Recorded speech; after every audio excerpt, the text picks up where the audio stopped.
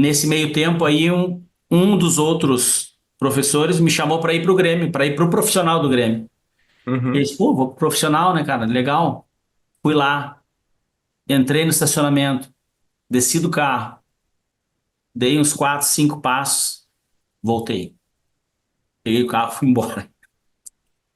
Eu disse assim, não dá, cara, eu vou para Casa Mata, primeiro eu vou botar aquela roupa que não vai me dar uma alergia e não vai dar certo. E fui embora. E o cara me Você, ligando, meu,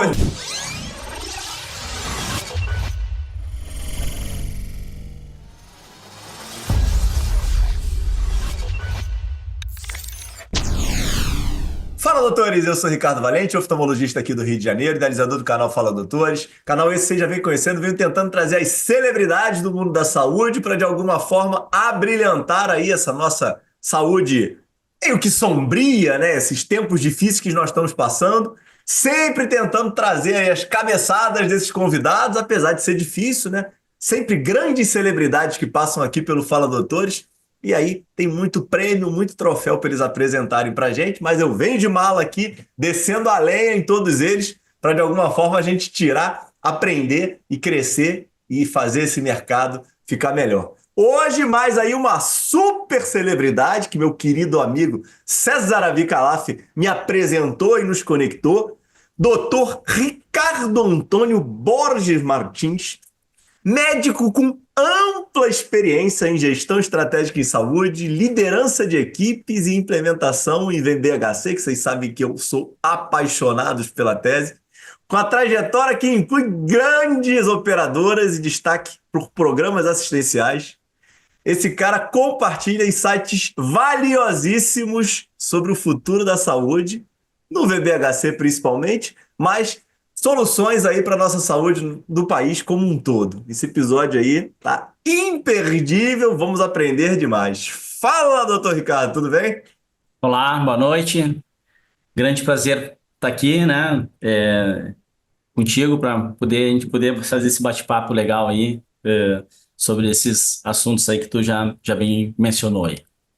Vamos com tudo, pô. Vamos aprender, vamos sugar aí, conhecer doutor Ricardo na sua íntima.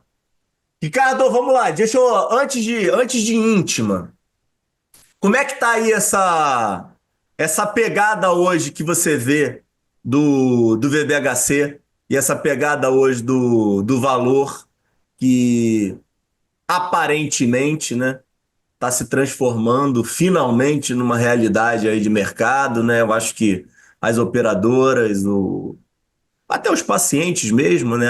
A educação no tema está ficando cada vez maior, apesar de ainda ter muita coisa ainda, muita mata para a gente capinar, mas dá aí um overview aí do que você, como é que você está animado ou desanimado aí para estar inteirado e trabalhando aí com esse tema.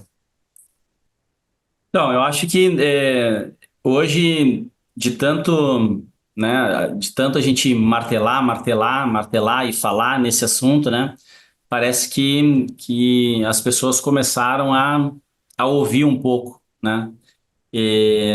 Sobre isso, né? E começar a fazer reflexões em relação a esse assunto, que já se fala há mais de 20 anos. Esse assunto começou a ser falado aí em relação ao mercado de saúde americano, lá por Porter, né? Muito tempo atrás. E, e como uma solução para um modelo que não ficava mais de pé e não fica mais de pé, nem lá e nem em qualquer lugar do mundo, né? É, mas que era um tema muito longínquo, assim, muito relacionado aí em países, iniciando pelos Estados Unidos, mas a primeira aplicabilidade dele acabou acontecendo na Europa. E depois, né, obviamente, nos Estados Unidos também. Vejo a minha visão é como uma única alternativa. A gente não tem outra alternativa que não seja a mudança de modelo assistencial. Esse é o grande ponto que eu vejo como necessário, porque se a gente o que a gente vem fazendo hoje é tentar assim, vamos tentar fazer um modelo de remuneração diferente. Mas se a gente não muda a maneira que a gente assiste os nossos pacientes e o sistema também não faz uma adequação para isso, a gente acaba naufragando como a gente vem naufragando até então, né? Então, já adiantando um pouco, né, da minha percepção e dos meus sucessos aqui, meus cases de sucesso, estão muito vinculados a isso. A primeira coisa a ser feita é uma mudança de modelo assistencial, onde o paciente tem que estar no centro, as necessidades desse paciente têm que ser supridas por uma equipe multidisciplinar, onde o médico não é mais o grande ator dessa assistência, né?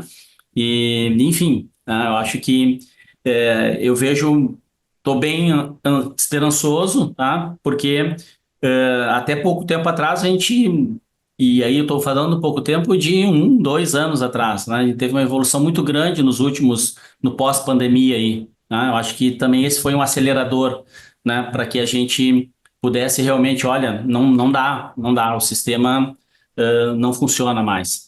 Então, como outras coisas, né, que a pandemia nos trouxe aí de bom legado. Então, eu tenho visto e tenho mais esperança agora de que a gente consiga, claro, com muito tempo ainda pela frente, né, fazer mudanças para que o sistema como um todo, mude e a gente possa realmente começar a entregar valor. 100% de acordo, super esperançoso como você. Vamos lá, não, Tem que temos que fazer, acreditar, né? A gente temos tem que que fazer, acreditar. a gente é brasileiro, não desiste nunca, né? Mas, Ricardo, eu brinco muito de que tudo que a gente é hoje, obviamente, que é formado pela base, né? E sempre tento perguntar de como é que é o início de tudo, como é que foi tua origem, tua estruturação familiar, que muitas pessoas até me sacaneiam que fala que é piegas isso, de vez em quando o pessoal fala, não, corta o início para pegar o importante, eu fico assim, putz, grilo, esse convidado não entendeu o que eu quero fazer. É, eu acho que o início de tudo é o que forja a gente e que a gente consegue entender. Como é que era aí teu início de tudo? Como é que era a presença ou a ausência dos teus pais? Escola, esportes, dá aí uma atualização aí pra gente de como é que foi teu início de jornada. Legal, a vida como ela é assim, né? Exatamente, pô. E aquela coisa assim, né? Que médico é igual a todo mundo, né? O cara tem as suas necessidades fisiológicas igual, o cara tem que almoçar, o cara tem que dormir, mas às vezes, né? As pessoas não entendem isso. Nesses momentos de pandemia e na catástrofe que vocês tiveram no Sul, a gente consegue entender isso melhor, que todo mundo é humano junto, né? Exatamente, exatamente. Esse é uma experiência assim inenarrável, né? E muito muito forte, assim, muito impactante, né? Para quem pôde estar aqui, assim, dentro da água mesmo, né? É, cara, Mas volta pro início, vou pô. Peraí, voltar no nascimento aqui. Eu nasci em Rio Grande, uma cidade do sul, do Rio Grande do Sul, né? É a penúltima cidade litorânea antes do Uruguai, então é Rio Grande, depois Santa Vitória do Palmar e depois já é o Chuí, que é a fronteira com o Uruguai. É, e nasci numa família bem estruturada, como família.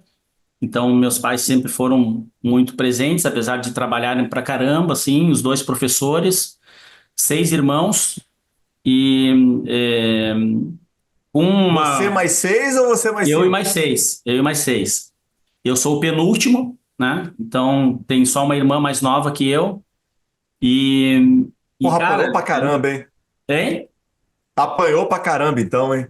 Não, lá não tinha muito isso aí, né? Que quando fazia alguma coisa, dava alguma coisa errada, era todo mundo. Não tinha, foi fulano, não, é todo Ah, mundo, legal. para não ter ciúmes. E, e aí, cara, Com certeza você levou isso pra tua vida. então, certo, certo, né? É, eu estudei num colégio de particular, de freiras, toda a vida, todos os meus irmãos no mesmo colégio. com muito suor ali do pai e da mãe, né? Que trabalhavam bastante. Eles E davam aula no colégio, não? a minha mãe deu aula, foi diretora. Meu pai dava aula, trabalhava com excepcional na PAI, trabalhava no Senai. Então, era muitos empregos, né? Para poder, né, levar comida para essa galera toda aí, né? Eu me decidi assim muito cedo, acho que eu tinha 15 anos, eu já sabia que eu queria ser médico. Não tem médicos na família, né? Próximos, ninguém próximo assim, que tinha feito medicina. E tem um E porquê dessa tua decisão, olhando para trás? O 15 anos de idade para decidir era novo, né, cara, pô? eu sofria muito porque eu tinha asma. Então eu Tá. sofria demais, assim, cara. E tinha crises fortes, né? E que naquela época não tinha plano de saúde, chamava o médico em casa. Então, chamar o médico em casa é grana, né? E a minha mãe cuidava, olhava a minha mão assim, tua unha não tá roxa ainda, dá pra esperar mais um pouco. Cara, e eu tava já, assim, agachado, assim, ó, de falta de ar. Aí quando ela decidia ir no pronto-socorro, cara, meu Deus, que alegria quando eu via aquela ampola, aquela seringa de vidro de 20 ml de aminofilina. Cara, aquilo era assim, ó, Isso é muito bom, né? Você traz era essa o céu, realidade cara. para hoje. Eu acho que iam querer prender a coitada da tua mãe, né? Ah, sim, meu Deus. Fora que todo mundo apanhava, né? Aí era conselho tutelar direto, né? E, e outra coisa, né? Fazendo um parênteses, eu fiz uma reunião agora com os meus colegas de colégio, né? Cara, ninguém se chama pelo nome. Ninguém tem nome. É só apelido. E a maior parte deles é pejorativo. E, Bullying e na maior essência da na palavra. veia, mas todo mundo amigão, cara. Todo mundo amigão e, né? Mas, vamos lá. E aí Sobrevivemos disso tudo. sobrevivemos, cara. E é coisa boa. Que esses laços aí também não se perdem, né? E, e aí eu fiz. E pegando esses amigos aí, você era bom aluno ou você tinha alguma ligação com o esporte? Como é que era teu perfil? Cara, muito, muito assim, muito nerd, sempre. Leitura? Não, eu estudava o que tinha que estudar para a prova. Tá. Eu estudava para a prova, prestava atenção na aula, né? Eu sempre fui bem, assim, nunca fiquei em recuperação no colégio. E, e aí na faculdade eu senti um pouco a diferença, tá? Porque primeiro, segundo ano eram anos que eu estava praticando esporte, então eu era goleiro de futsal e então tinha treino, não E jogava faculdade você faz em profissionalmente, Porto mas Alegre, né? não, em Rio Grande ainda, Rio Em Grande. Rio Grande? Isso, fazendo ainda durante a faculdade, né? E aí você morava com E teus pais? morava com meus pais. Tá. E aí, com 17 anos, essa minha primeira esposa engravidamos. Ela com 17, eu com 19, estava no segundo ano de medicina. E aí E foi um aí, caos. rapaz, como é que foi isso? Pô, como é que foi isso com teus pais, cara? E os pais da, Tranquilo, da, tá? da, da- da coitada? A pessoa abraçou? Abraçou, foi tudo de boa, assim, porque já namorava ela, acho que uns 3 anos, desde os 15. E aí foi acidente de percurso, não sei se foi erro na tomada do anticoncepcional, coisa de quem engravida cedo, né? Acontece isso.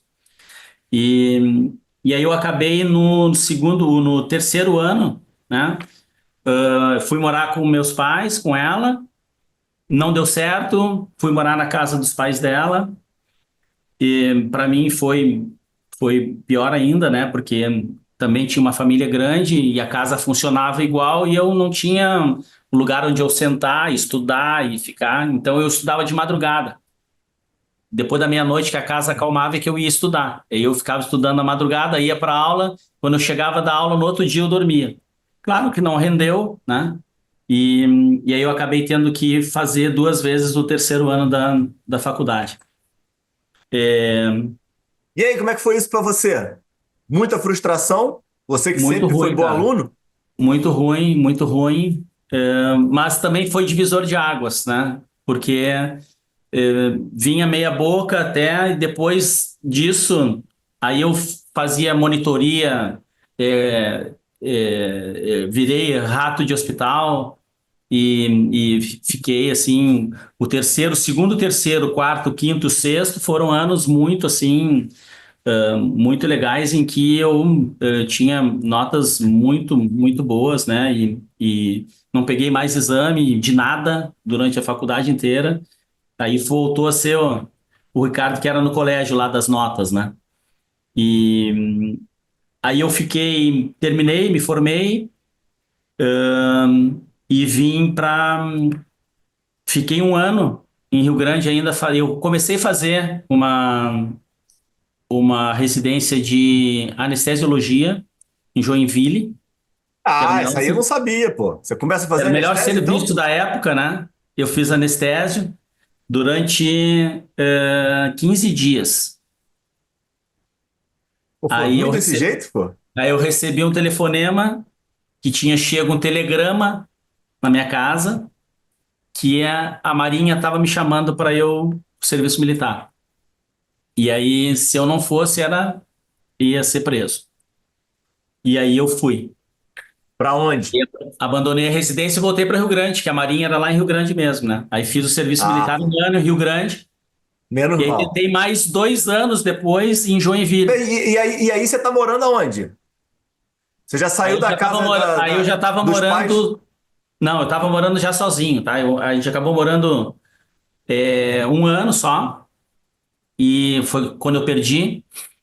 E aí, depois que eu perdi, a minha mãe comprou uma casa para mim e eu fui morar sozinho. Eu, a minha primeira esposa e a minha filha, fomos morar sozinhos para eu, né, poder seguir em frente, né? Porra, E esse isso daí, também esse daí também é um apoio sem valor, hein? ajudou muito. Porra, imagina o sofrimento que você não estava passando nesse momento da tua vida e que a tua ex-esposa deve ter passado também vivendo Não, lá com na tua família, certeza. né, pô? Com certeza, com certeza.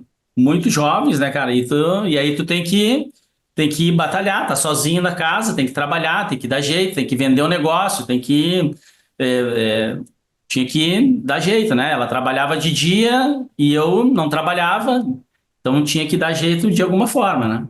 Aí os irmãos ajudavam, né? Então era aquela dificuldade assim, mas, né, isso tudo serviu depois, né, mais na frente aí para dar valor, né?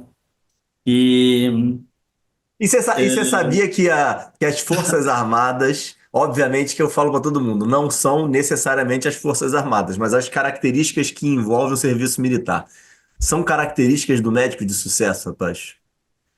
cara, Eu como diabético, nem pude servir, né? Eu era expulso de todos os. Como direto, né? Com 17 anos, depois, como médico também, botava lá o excesso de contingência pela diabetes. Então eu não tenho essa característica aí no meu currículo, mas dentro dessas minhas muitas conversas, o serviço militar, rapaz, e, bota cara, muita tem gente no uma, eixo. tem uma coisa que eu me arrependo hoje, não ter ficado na Marinha. Se tu, É se tu entra mesmo? na Marinha, tu entra na Marinha com corpo pro corpo e tu quer fazer residência no Einstein de cirurgia de cabeça e pescoço, tu entra. Tu entra, segue ganhando o teu soldo, a Marinha te coloca lá para tu fazer a residência, tu faz a residência regular com qualquer outro residente, segue ganhando o teu soldo militar, É pega a tua mesmo? Eu não sabia formação disso, e não. volta a trabalhar lá. E volta para Uma trabalhar lá. ideia, uma ideia de capacitação? Pô, que legal, hein? Isso. É isso aí, tá? E aí depois dessa residência, tu, dependendo da tua patente, tu pode fazer fellow fora, que a Marinha também te Pô, muito bacana, não sabia disso. remunera para tu ir lá. E se eu tô lá hoje, o ano que vem eu tô me aposentando como almirante praticamente, porque tu já entra como primeiro tenente, então tu tem quatro. 5 postos para subir durante 25 anos. Então, é por antiguidade, por tempo, tu sobe por tempo. Não precisa nem ter mérito. Por tempo, tu sobe e hoje eu tava. O ano que vem me aposentarei como almirante. O acaso não existe. Você não foi por esse caminho, pô. É. Volta para tua casa, volta pro ano e Vamos você, lá. e você largou a Marinha. Larguei a Marinha, Tá? voltei para Joinville 2 vezes para tentar entrar lá. Os caras não queriam me ver nem pintado de ouro, porque eles diziam que eu tinha abandonado eles, que eu tinha sacaneado eles, e a nota da prova era 5 e a nota da entrevista era 5. E aí eu tirava 0,1 na entrevista sempre. E aí até o cara disse assim, meu, não vem mais porque não vai entrar. E eu, tá bom, beleza, né? A vida depois me fez eu me encontrar com ele de novo. Depois eu conto. E, e aí, cara, eu tinha passado também num concurso para uma residência para pediatria em Porto Alegre. E aí eu comecei a pediatria. Mas peraí, Não me qual é a lembro. conexão da anestésio com a pediatria, porra? Você vai para um É lado e para o outro. burrice do cara que se forma, né? Então, o cara acha que a pediatria é legal, que é bacana. E, cara, fiz a residência e saí para trabalhar. Eu durei 6 meses no consultório e Tá, você disse, tá não vou. brincando? Você terminou a residência? Terminei, fiz a residência em pediatria e aí fui pro consultório de pediatria em 6 meses, mas não aguentava, cara. Não era meu Em Rio padrão ficar Grande? atendendo consulta. Não, em Porto Alegre. Aí eu já tinha Porto me Alegre, mudado, tá. me mudei para Porto Alegre e me radicalizei aqui, me radiquei aqui e, e a minha esposa também estava trabalhando ela entrou para a indústria farmacêutica e, e aí a gente estava aqui bem. Eu terminei a residência, fui trabalhar no consultório. Então, eu me formei em Vida 95, médica clássica. Você isso, estava na jornada natural. normal, tá? Então, me formei em 95, 96 e 97 eu fiz a residência e 98 saí para ir trabalhar no consultório, né? Você O meu chegou a abrir preceptor, consultório ou foi trabalhar no consultório dos não, outros? fui com o preceptor, ele me convidou para eu ir pro consultório dele, e aí eu fui, mas não rolou. E aí eu vi que eu gostava de fazer era atender emergência, né? Então, fiquei a vida toda trabalhando em emergência. Eu tinha um atendimento de ambulatório também que eu fazia para compor renda, né? Mas a grande parte era plantão, plantão em emergência, atendimento de SAMU, atendimento de ambulância, E remoções o que aéreas. que você, o que que você gostava da emergência, Tati? Da imprevisibilidade, do Não, caos, cara, do sangue, é o eu me quê? sentia útil, né? Eu me sentia útil, porque eu me sentia inútil, né? E não que não seja importante, né, cara? Porque quando chega uma criança que tá com a nádega toda assada, de uma forma horrorosa, e tu pega uma mãe que é inexperiente e que não tem uma rede de apoio, cara, tem que ter uma atenção para dar para essa mãe, né? E para esse bebê. Então, eu entendo tudo isso, mas não era Uhum. o meu Tua que me vocação. deixava feliz ali, né? Sim. Então, os caras me chamavam, eu era expert em fazer uma punção lombar. Então, me chamavam para fazer punção lombar em qualquer. Ninguém conseguia fazer punção lombar. Chama o Ricardo. O Ricardo fazia punção lombar. Em recém-nascido, né? E em criança maior, era um tempo por causa até da parte da anestésio, né? Que eu tinha que fazer as hack, né? Mas então acabei bastante tempo ficando nessa área. Fiquei aí por 15 anos atuando na pediatria. Em dado momento eu comecei a ver meus colegas de mais idade e com um plantão que é cansativo, um plantão de emergência assim, que tu pega trauma mesmo, ele é cansativo. E eu comecei a ver que eu não teria muita longevidade nisso, né? E aí eu comecei a pensar em outras alternativas. Vou fazer outra coisa, vou pensar em outra formação. E aí eu decidi fazer outra residência e fiz outra residência em medicina do esportivo. Tinha uma residência aqui no Mãe de Deus, a primeira turma que fez medicina esportiva no Mãe de Deus, em convênio com a UX, que é a Universidade de Caxias do Sul, né?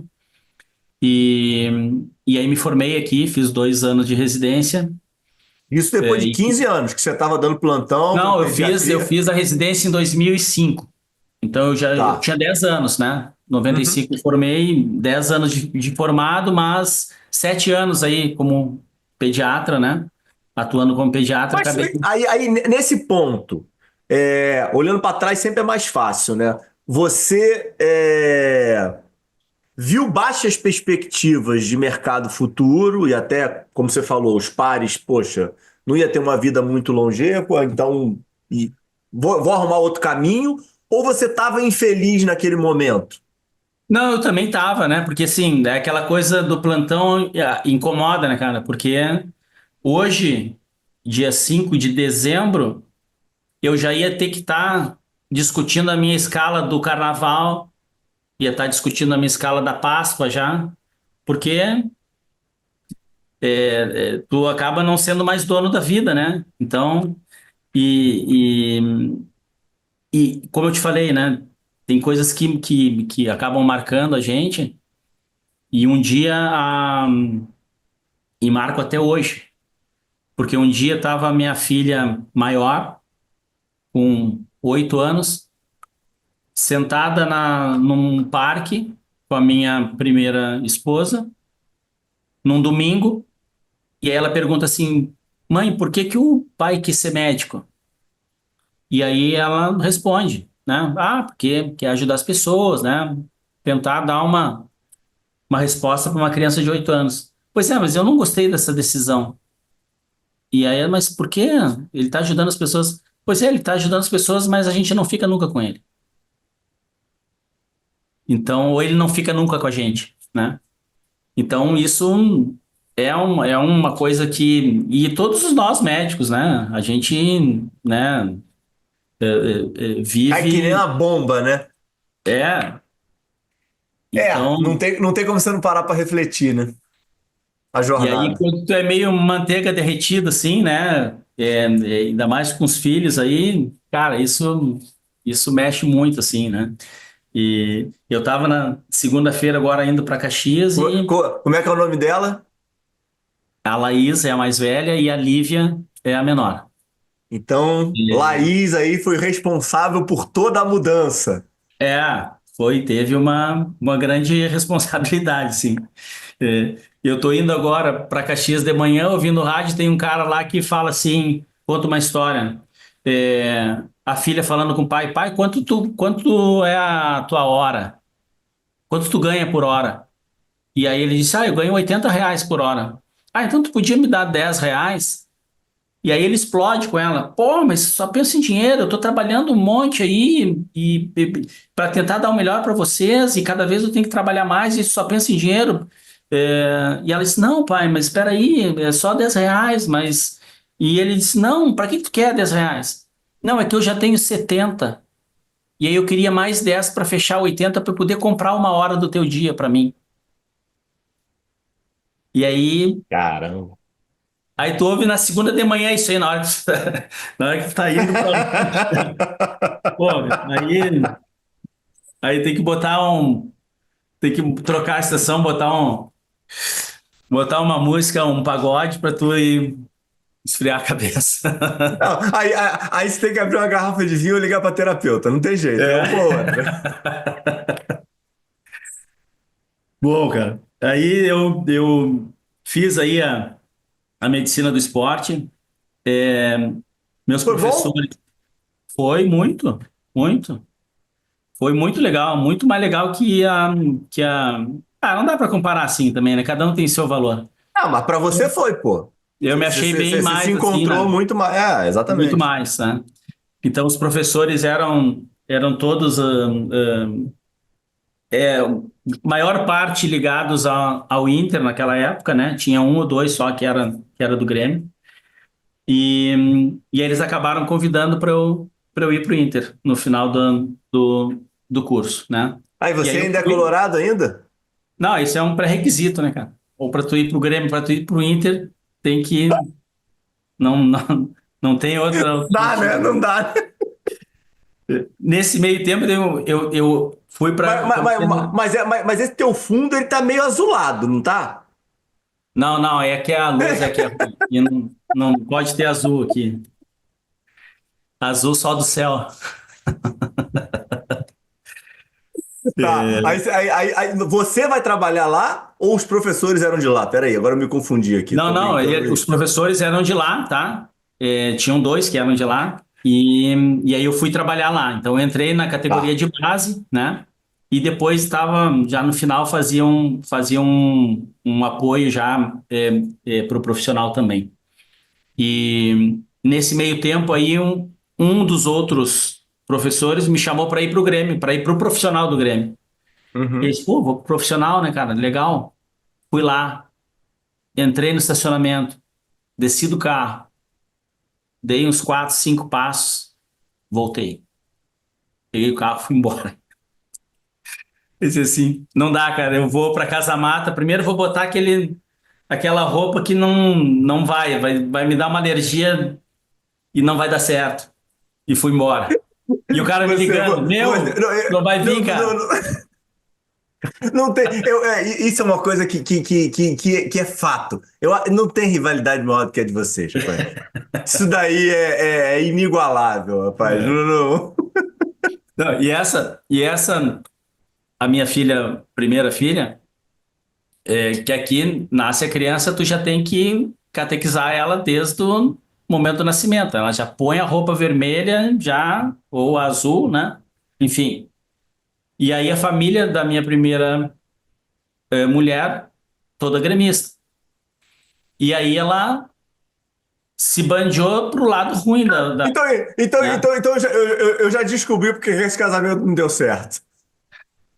Não, aí se bandiou pro lado ruim, eu, beleza, beleza, tudo bem, tu quer ir, e o padrinho dela também, que era o tio da minha esposa, também, tudo doente, que é um pleonasmo, né? Gremista doente é um pleonasmo.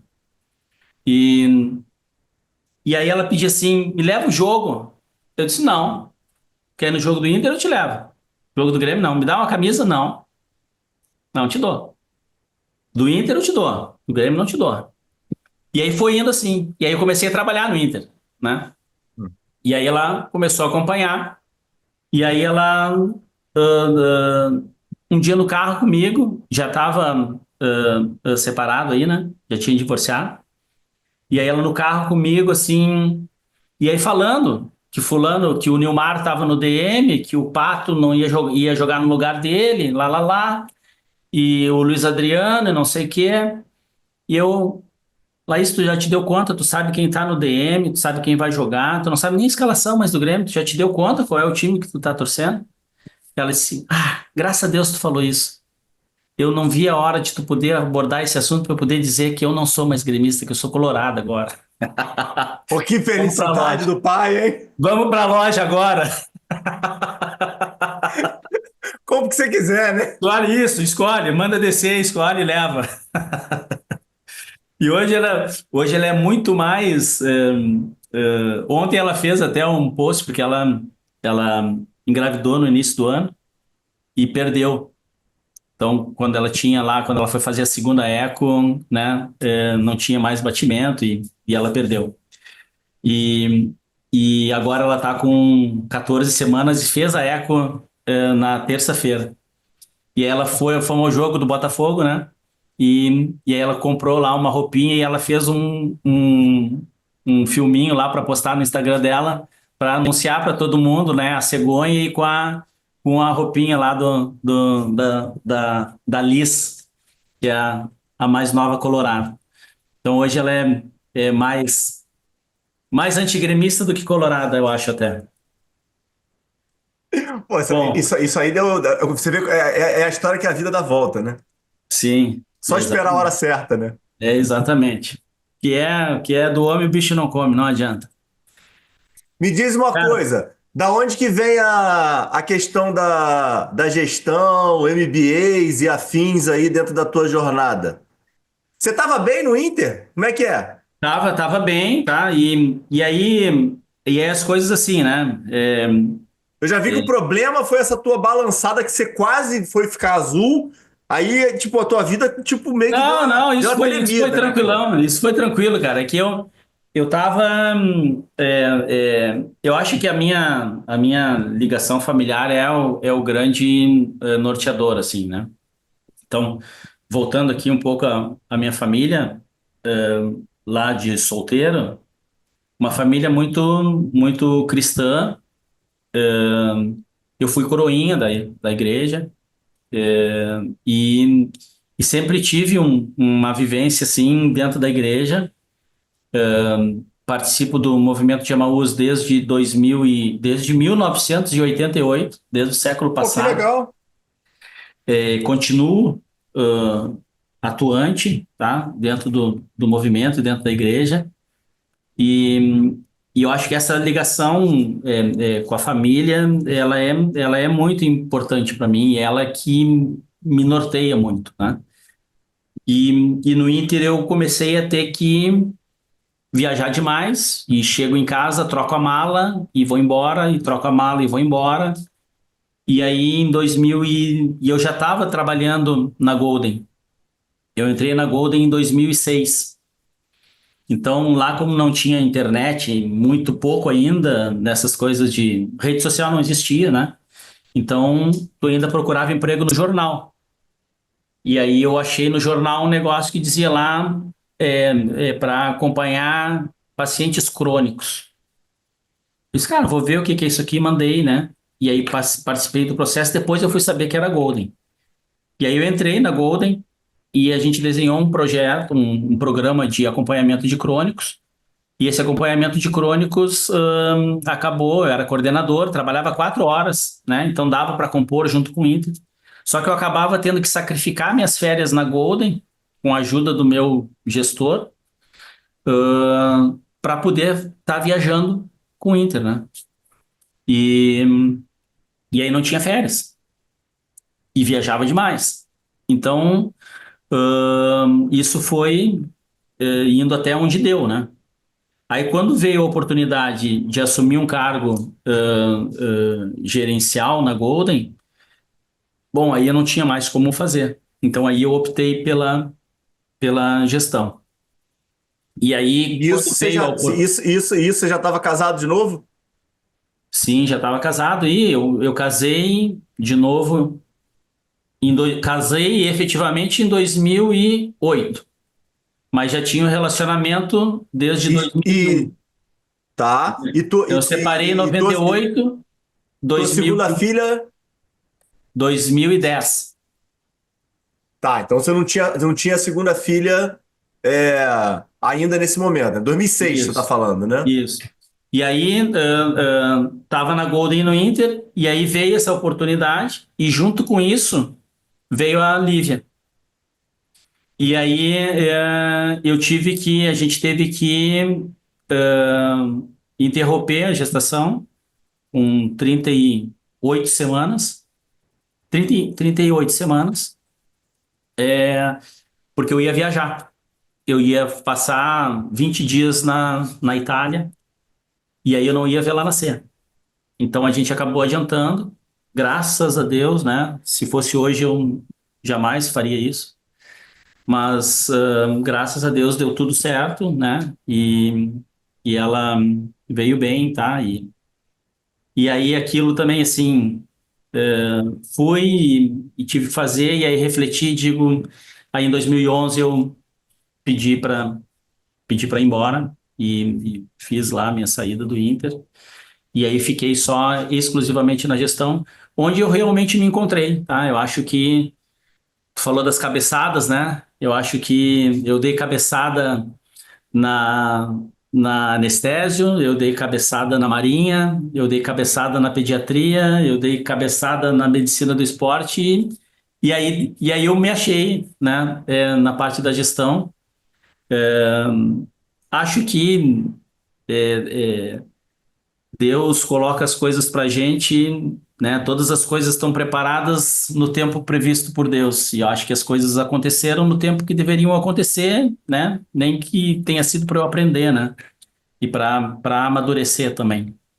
Então, a partir daí, com esse cargo de gerência em que eu não tinha preparação, eu não tinha vivência, né? Foi muito aprendizado no dia a dia. E aí eu contei aí com a ajuda de pessoas, tá, que me mentoraram. Eu fiz o MBA na ESPM, em gestão executiva, fiz outras formações e aí fui estudar o que o médico não estuda, né, da parte de gestão, da parte de finanças, e enfim. Então foram diversos cursos aí para poder fazer isso.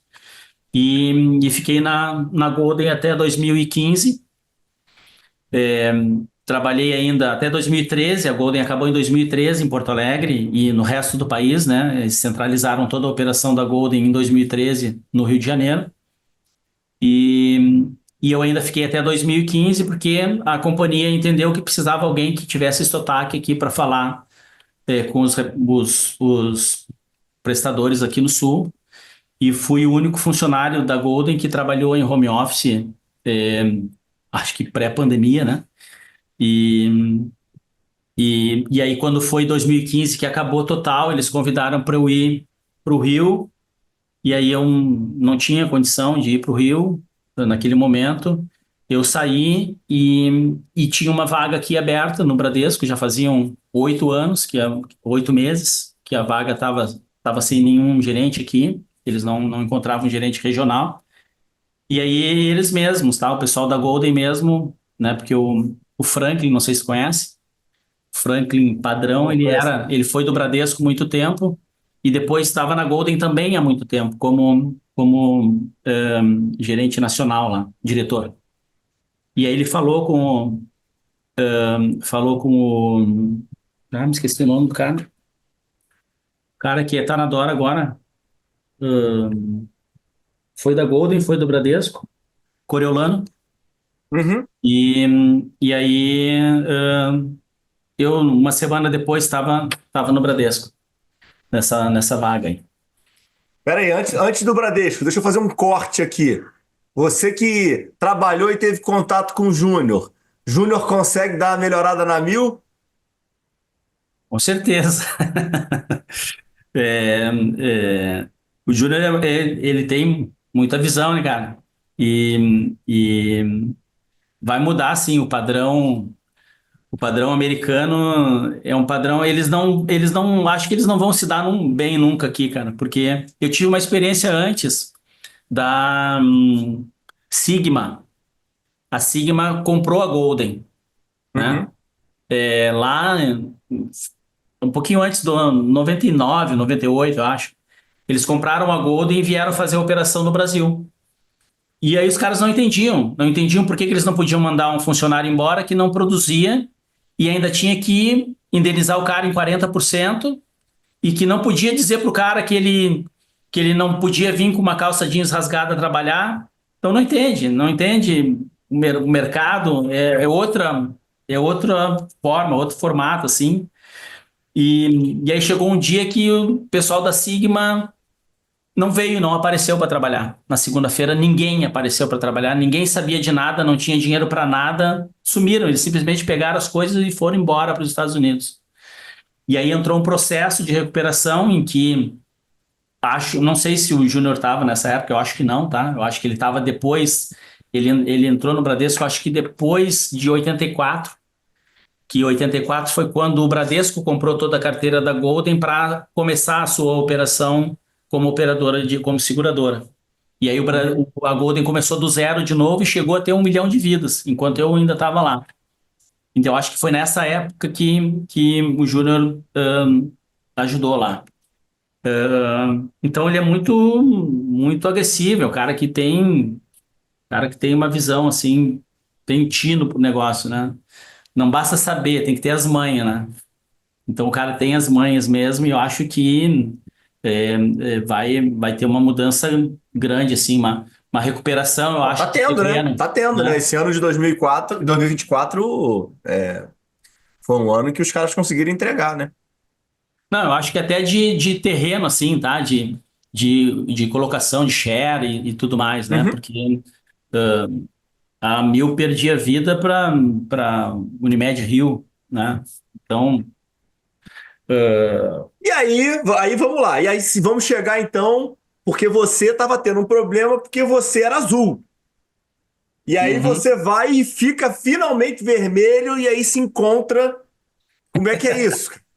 Cara, aí foi uma mudança também, assim, gigantesca, assim, né? São duas, são O empresas com tamanho era muito muito. diferente, né? Chega no Bradesco é tudo gigantesco, tudo estratosférico, né? De tudo, de pessoas, de sinistro, de dinheiro envolvido, de ticket, de tudo, né? E, e aí eu entrei e com um pensamento em que na integração eu disse assim, olha, eu vou me aposentar aqui no Bradesco, né? De tão à vontade que eu estou me sentindo aqui. E, era a mesma função que eu trabalhava, então eu tinha que ser responsável pela rede aqui dos três estados do Sul, então Paraná, Santa Catarina e Rio Grande do Sul. Na Golden a gente tinha 70 mil vidas, eu acho, nesses três estados enquanto eu estava lá, e o Bradesco tinha quase 400 mil nos três estados quando eu assumi, né? Com um valor de dinheiro quase. A região sul do Bradesco é mais do que a Golden. Era naquela época, tá? Hoje eu Uhum. nem imagino como é que esteja esses números aí. E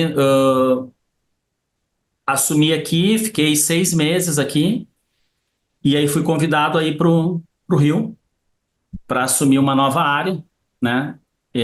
Tinha uma consultoria que estava trabalhando para o Bradesco há um tempo. E eles criaram uma nova área que chamava Estratégia de Negociações e Relacionamento com o Prestador, uma área toda nova, em que eu fiz a seleção de todo mundo, peguei gente de cabelo colorido, peguei gente de gênero indefinido, peguei muitas pessoas assim. Foi um diferencial muito grande no Bradesco, que tinha ainda uma cultura naquela época de ter que usar gravata, de não poder usar barba. E E foi um divisor assim de águas, né? Porque as pessoas no Brasil são muito longevas, né? Muito tempo de casa e aí botam uma gurizada nova com um careca lá que, né, veio lá do sul que ninguém conhece e, cara, foi muito legal assim, porque eh, essa essa diversidade também me rejuvenesceu bastante. Tive que estudar muito de novo, né? Para fazer os novos modelos de remuneração. A gente tinha 1% do sinistro pago com outros modelos. Quando eu saí, a gente tinha mais de 30% sendo pago, quase 40% do sinistro todo do Bradesco sendo pagos com outros modelos de remuneração. E então foi um trabalho muito legal. E que tinha duas gerências, né? Uma outra gerência, uma era a parte da estratégia e outra era a parte dos programas assistenciais, em que se começava ali a ter uma ideia de montar eh, linhas de cuidado baseadas em valor, com muita dificuldade, porque a gente dependia dos prestadores, a gente não tinha nenhuma estrutura própria, né? Então dependia de prestador, dependia. E a gente negociava e todo mundo quer, não, vamos fazer. E aí a gente, olha, vamos E ter que isso você tirar o já, isso você desperdício. já tinha, você já tinha ido atrás de, de curso e de estudo de valor? Então, isso começou, a gente começou a fazer logo, a gente começou por APS, né? Então, começou a APS, depois vieram as Novamedes que assumiram essa parte da APS, e aí a gente foi para outras linhas de cuidado. E aí, como eu te falei, nesse momento, ó, temos que ir para comecei a estudar a parte de VBHC, e aí fiz a formação lá na Universidade da Holanda, remoto, durante a pandemia, e por 2 anos, né? E aí, a partir Fred, disso, a gente começou a. com Fred, né? Isso. E aí a gente começou a implementar no Bradesco, tá? E aí foram assim, durante a pandemia mesmo, né? A gente foi alinhavando e depois da pandemia a gente conseguiu implementar bastante coisa até, tá? Mas com alguns prestadores específicos, tá? Que tinham já um mindset para isso, porque muitos a gente chegava e o cara disse, tá, mas tá bom, e vamos tirar o desperdício. E aonde que nós vamos transpor? Vamos transpor para onde? Para lugar nenhum, cara. É desperdício.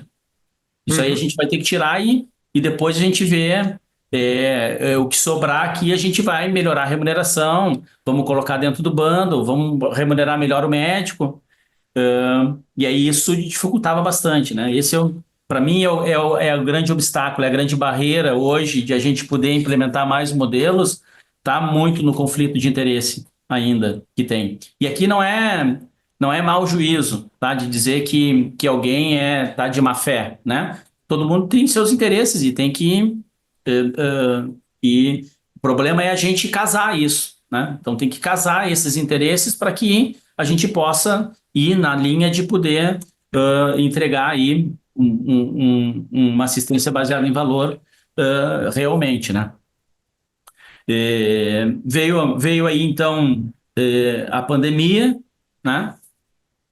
Todo mundo em casa. Eu peguei o último avião que saiu do Rio na quinta-feira, depois o aeroporto fechou. Se eu não venho naquele voo, eu ia ter que voltar de ônibus. E eu olhando assim, cara, o aeroporto já e vendo algumas pessoas, algumas poucas pessoas de máscara. E eu lembro que eu falei em casa quando eu cheguei, eu disse, pá, cara, tinha um cara de máscara. É muito exagero. Isso aí não vai acontecer. Semana que vem nós estamos voltando, não tem nada disso. Isso aí, né, não vai vingar isso aí. E aí, né, foi aquilo tudo que a gente viu. Quando o Bradesco fez uma operação assim fantástica, né? Não se parou, talvez tenha se parado aí, sei lá, umas semanas, se tanto, né? Tava todo mundo trabalhando em casa e, e não se teve assim muita perda operacional, né? Eu acho que até pelo contrário, né? Claro, toda aquela questão de se adaptação e tudo mais, mas mesmo com tudo isso, né? Conseguiu se entregar bem e tanto é que o modelo ainda continua híbrido, né? As pessoas não voltaram 100% para o office, né? E, Em mas relação a eu, esse momento das linhas de cuidado na pandemia, que vocês deram mais ênfase? Teve alguma. ali a gente não, a assistência, na verdade, ela acabou sendo toda dos prestadores, né? Então, o que a gente tinha, não, nenhuma ação, tá, em relação a isso. O que a gente tinha era da parte mais preventiva. Então, tu fez lá saúde mental, seguir a vida como se não houvesse a pandemia, né? Então, vamos fazer uma linha para endometriose, vamos fazer uma linha para o idoso, vamos fazer uma linha para obstetrícia, para tentar diminuir aí o número de cesarianas. Então, mas tudo isso eu tinha que triangular, né? Então, a única que foi um pouco mais assim assistencial eram as condições clínicas, tá? Endometriose, vou fazer uma linha de cuidado, dava para fazer toda num prestador, não precisava ir no consultório. Eu pegava o paciente que tinha endometriose e direcionava para convidava, né? Porque no Bradesco não dá para direcionar ninguém, a gente sempre convida o paciente porque o paciente tem livre escolha, né? Porque ele tem um seguro de saúde. Uhum. Então, assim que a gente E aí temos uma ênfase maior quando as coisas começaram a voltar, que aí tu tinha que ver o prestador, tinha que ver o ambiente, onde a linha de cuidado ia ser estabelecida. Então, durante a pandemia, isso acabou ficando muito E quando é prejudicado. que você volta a pegar o avião para ir para o Rio? Então, aí foi, acho que foi, 2020 ainda mesmo. não, não, a gente ficou em casa 20, todo 20, cara, nem me lembro agora. Acho que foi 20 e 21 que a gente ficou em casa e voltou em 22, eu acho. 21, você não veio para o Rio nenhuma vez, então? Não. Só Depois que eu saí remoto? no último voo, eu voltei final de 22, eu acho. Final de 22 só. É mesmo? E aí você fica trabalhando de Ah, remoto esse tempo todo? todo mundo trabalhando remoto, 100% E remoto. aí? E aí? Então vamos para esse papo de remoto. Deu certo? Para mim, para mim foi 10, tá? Então, foi 10, foi 10 nada.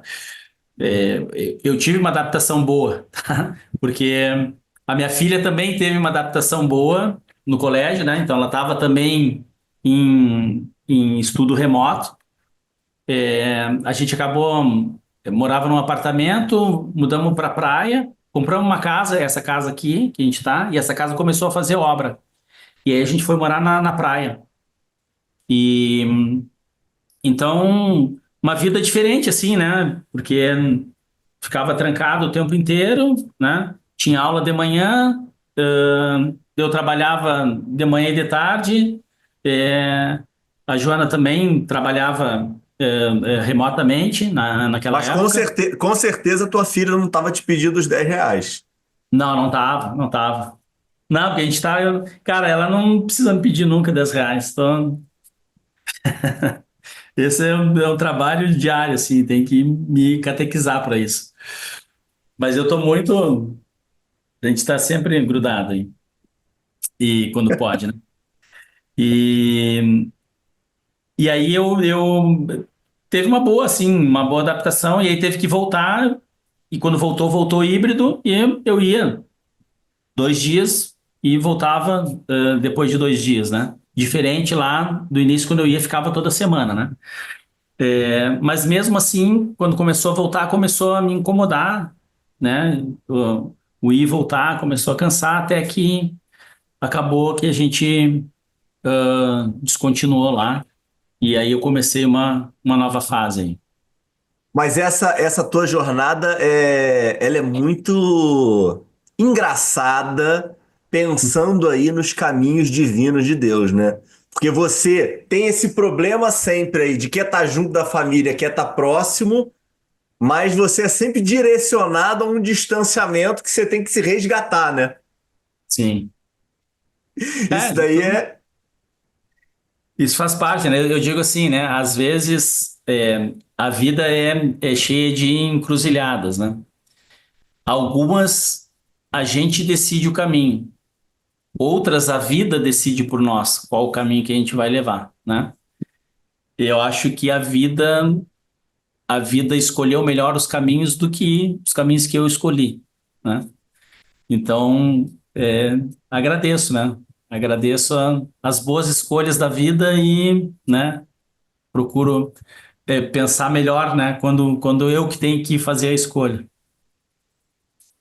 E aí, como é que tá esse teu momento hoje aí de voo solo, de gerando toda essa tua expertise aí que você adquiriu nesses anos todos de mercado, trazendo benefício aí para diversos stakeholders do setor. Como é que tá sendo essa vida nova? Então, a gente sempre fica naquele medo, assim, né, de agora é a minha hora de eu fazer o voo sozinho, ou eu tenho que, né, seguir. E acabei, né, por uma escolha minha aí, não, um pouco minha, talvez essa um pouco compartilhada com a vida, né? Vamos fazer o voo solo a partir de agora, né? Então eu acabei reativando uma empresa que eu tinha já de muito tempo, o CNPJ ativo, né? Então mudei algumas coisas e comecei a estruturar um portfólio para atender, né, outros parceiros. Hoje eu atendo a indústria farmacêutica, atendo hospitais, atendo operadoras, atendo clínicas, é, fazendo um trabalho de consultoria, um trabalho de mentoria, até de alguns, tá? E, e muito baseado assim em linhas de cuidado. Isso, fiz alguns trabalhos aí pelo Brasil afora, né? Então, fiz trabalhos em BH, fiz trabalho em Brasília, fiz trabalho em Curitiba e aqui em Porto Alegre também.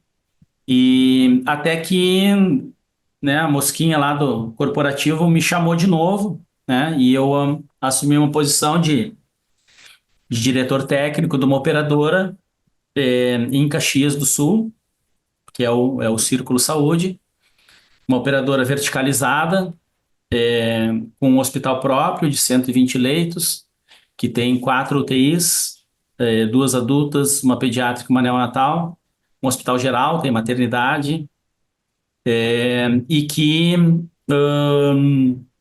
tem mais as suas clínicas, seus serviços próprios, e que eu nunca tinha trabalhado, né? Então, eu trabalhei em seguradora, trabalhei em operadora, e numa verticalizada eu não tinha trabalhado nunca. E aí o convite veio assim, Ricardo, eu preciso que tu faça a qualificação dos médicos da operadora. E eu, tá bom, uma coisa que me move, né? Me seduz a aceitar.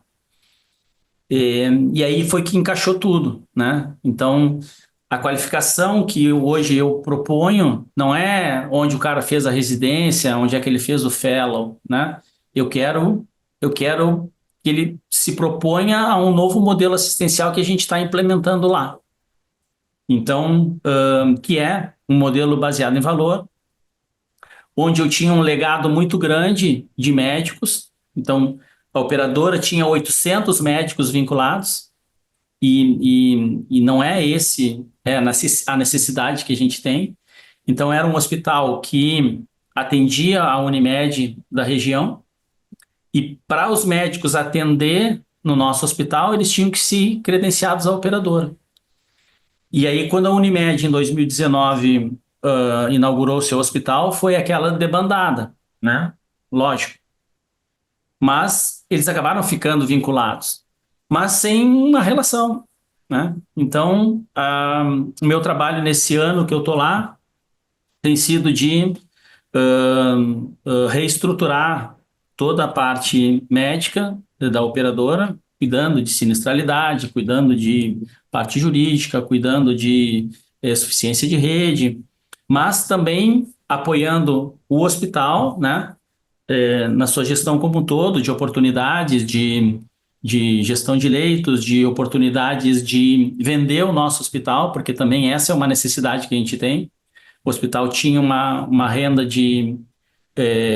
uma remuneração que era 90% da operadora e 10% de outros convênios, né? E hoje a gente já aumentou um pouco mais isso. E a tendência é que com a qualificação dos serviços e a excelência dos serviços que a gente vem montando, que a gente possa fomentar mais ainda, né? Que as pessoas busquem lá o nosso hospital. Então, nesse ano, houve um facilitador para mim que é tudo meu.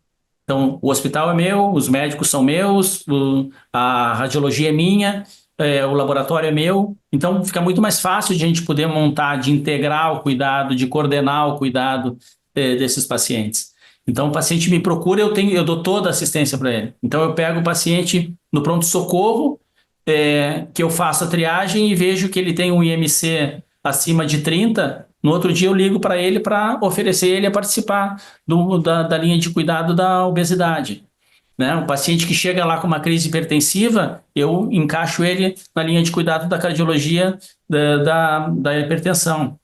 Então, isso facilita muito para que a gente coordene o cuidado. É muito trabalhoso porque passar o mindset para as pessoas do que é o VBHC, do que é o cuidado centrado no paciente e, principalmente, desmistificar essa coisa de que o tratamento é médico-cêntrico, Isso é um diferencial muito grande, assim, e que a gente tem conseguido colocar lá, e eu estou muito feliz, tá? Nesse tempo todo. Hoje temos 10 linhas de cuidado funcionando, não todas ainda com a maturidade que eu quero, né? Mas 2025 a gente vai evoluir bastante nisso. É, mas estou muito contente com essa, com esses cases assim de sucesso que a gente tem e que já consegue notar, né, nos próprios pacientes, né, resultados de melhores desfechos, né, dentro do que a gente se propõe aí. Pensando nos jovens médicos que estão se formando, ou então muitos colegas aí que já estão com bagagens, mas que estão, de certa forma, perdidos e buscando aí um caminho novo, como é que você consegue minimamente aconselhar aí com toda a tua experiência dessa tua jornada aí? Eu vou contando as coisas, né, no meio do nosso papo, né, todas as coisas sórdidas, né. Na faculdade, meu apelido era Dom Casmurro, porque eu discordava. O cara falava assim, não, isso não vai dar certo, cara, isso vai dar errado. Ah, não, mas nós vamos fazer isso. Não, mas tem isso e isso aqui que pode dar errado. Eu era sempre o cara que dizia que dava, ia coisa dar errado. Isso aí começava a me chamar de Dom Casmurro, né? E, e eu, e eu vou dizer o que eu disse para quando eu fazia preceptoria ainda no final da pediatria, eu estava fazendo preceptoria. E os médicos em 2010, a gente estava vivendo a pandemia do H1N1, lembra? E os caras não queriam examinar os pacientes. E aí eu dizia pro doutorando, cara, é o teu último ano de medicina, cara, como é que tu não vais saber auscultar um paciente? Um paciente pediátrico é diferente à ausculta, tu não coloca o estetoscópio e pede para ele dizer 33. Tu vai ouvir um pulmão que ela tá gritando, chorando, e tu vai ter que achar lá um estertor, vai ter que achar um sibilo no meio disso aí tudo. Então tu tem que treinar o teu ouvido. E o cara não queria encostar. Não, mas eu posso pedir um raio-x, eu posso pedir uma tomografia. Então, eu acho que a gente precisa é, é, incluir no nosso ensino, começar a incluir o VBHC no nosso ensino, mas reforçar de novo que a gente tem que ter a nossa formação semiológica direito, que a gente tem que parar esse fácil acesso à tecnologia tem, acho que, desvirtuado muitas pessoas, os nossos colegas, né, novos. E o principal disso é para que se converse com as pessoas, se converse com os pacientes. A gente tem que conversar. Se a gente não conversar, a gente vai deixar passar muita coisa, muita, muita coisa. E outra, quando a gente vai atender alguém, a gente tem que entender que no outro lado tem alguém que tem uma expectativa, que está com um problema que talvez seja de muito tempo e que não tenha falado para ninguém, que esteja engolindo aí há muito tempo e que está gerando uma expectativa no nosso atendimento. E que não adianta a gente olhar e dizer assim, vou te pedir só um exame, cara. Então, conversem com os pacientes. Conversem porque é, um preceptor meu, que já morreu, mas que eu gostava muito dele, né? E que eu conheci no meu segundo, terceiro ano. O cara disse assim para mim, Ricardo, tu fica no lado do teu paciente até ele morrer. Mesmo que tu não entenda, que tu não esteja, que não saiba o que esteja acontecendo, mas fica do lado dessa família até ela morrer. Porque isso também é gerar uma assistência, é uma assistência emocional. Então eu acho que juntando um pouco de tudo, juntando um pouco do meu cristianismo, juntando um pouco de tudo da minha formação, eu acho que a gente precisa muito ouvir mais os nossos pacientes. Pegando esse ponto agora que eu até estava caminhando para um fim, mas eu acho que a gente sempre tem que pegar essa oportunidade e,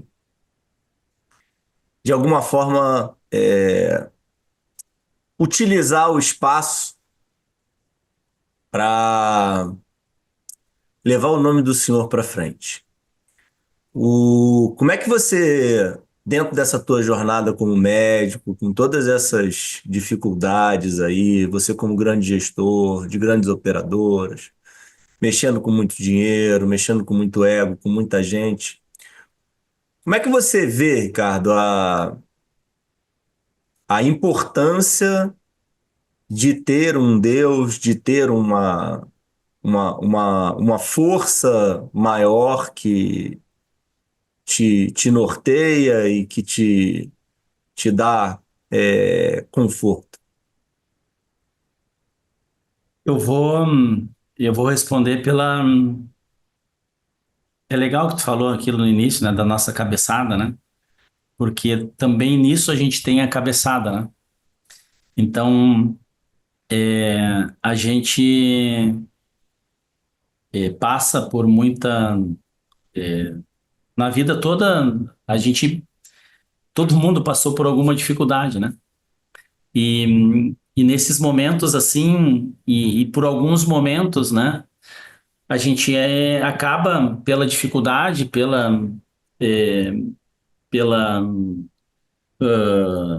gravidade da situação, enfim, acaba que a gente mergulha e acaba se afastando, né, de Deus em alguns momentos, né?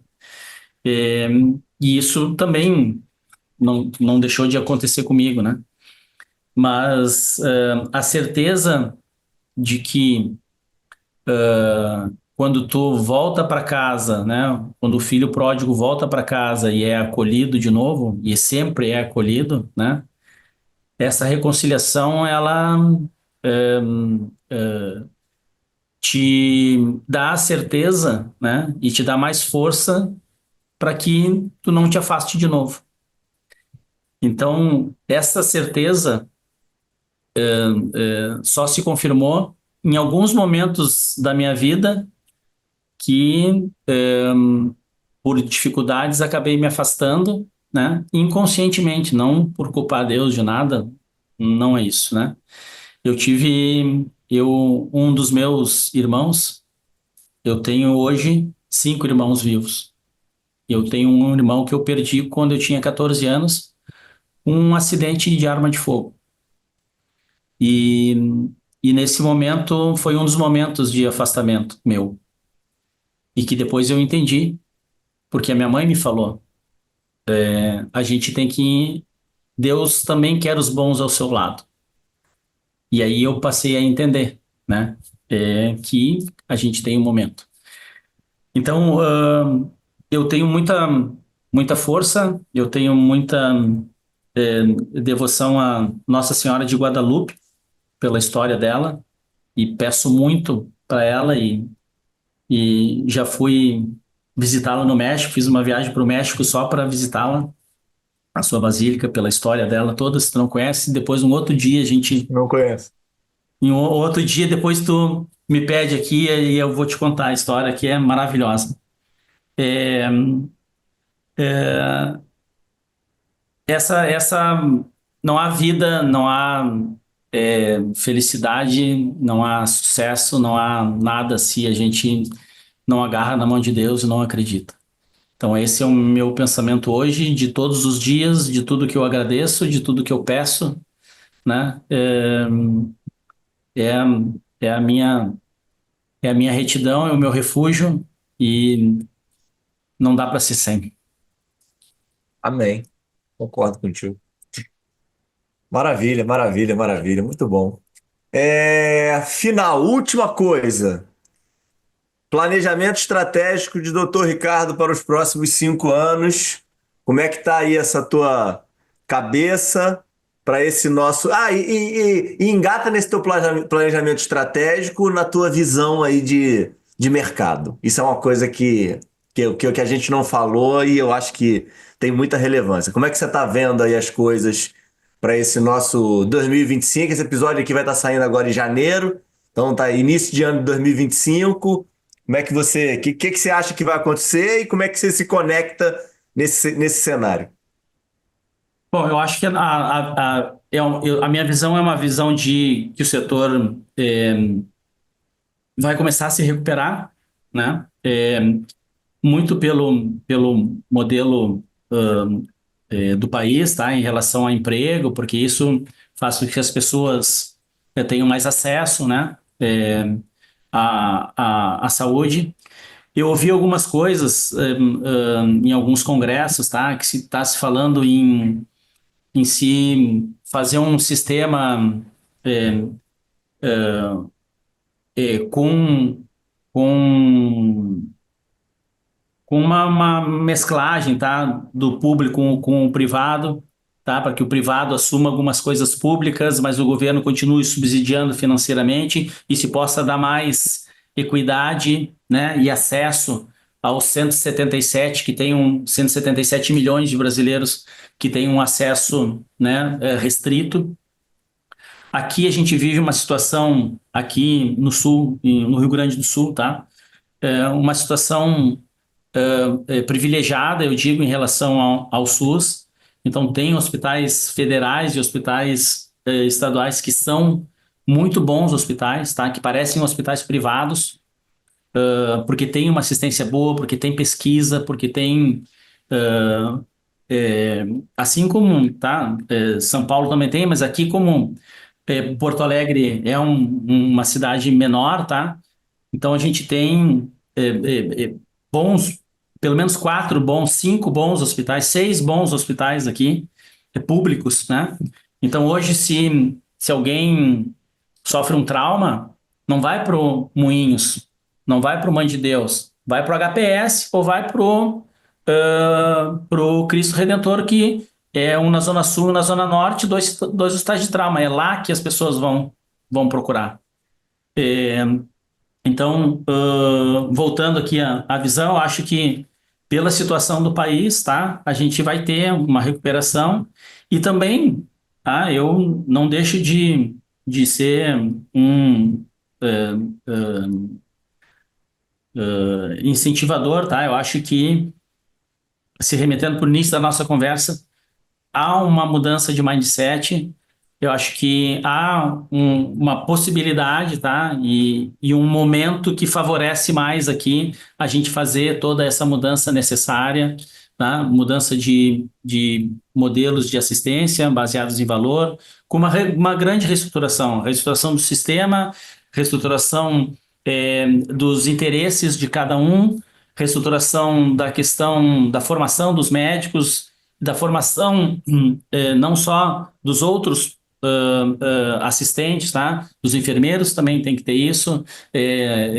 Então, dos psicólogos, dos farmacêuticos, é geral, né? Que precisa ter essa mudança aí de mindset. Então, acho que a gente vive um cenário que é bom, tá? Eu acho que ele nos traz uma esperança, tá? De que 2025 seja um ano melhor que 24, que 23, né? Até porque talvez a partir de agora a gente não tenha mais tanto resquício ainda da pandemia, né? Então acho que temos uma esperança de tempos melhores nesse ano, tá? Também não é um ano eleitoral, então acho que as coisas ficam um pouco mais estáveis, né, em relação a isso. O Ricardo tá que nem o Ronaldinho Gaúcho, tô deixando a vida me levar, né? Então, tô bem feliz, tá?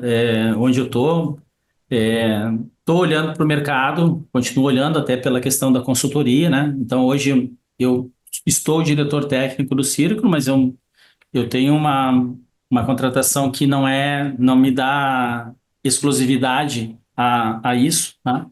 Então, estou participando de bastante encontro, bastante congresso, estou falando bastante.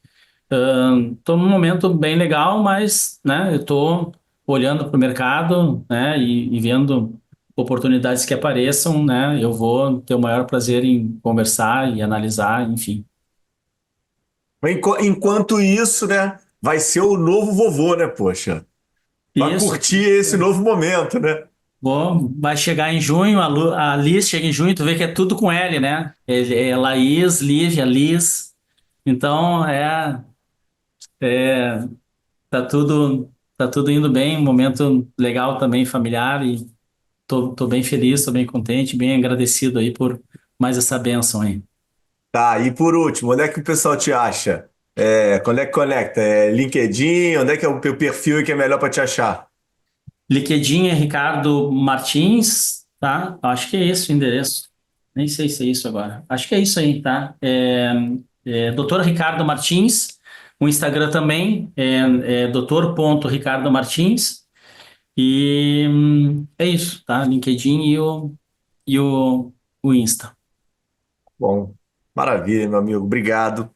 Parabéns aí pela jornada.